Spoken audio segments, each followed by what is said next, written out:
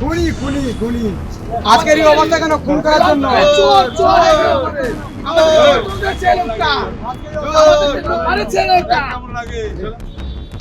কাহারো জীবন সমান নেই যায়, আজ তোমার পস্তাতে হবে।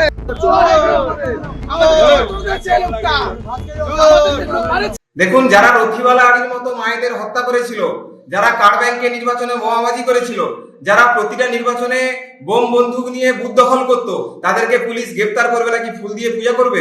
তো স্বাভাবিকভাবে পুলিশ গ্রেপ্তার করেছে। নন্দীগ্রাম থানার আধিকারিকদের ধন্যবাদ জানাচ্ছি। সুদীপ দাস, নন্দীগ্রাম মন্ডল সভাপতি।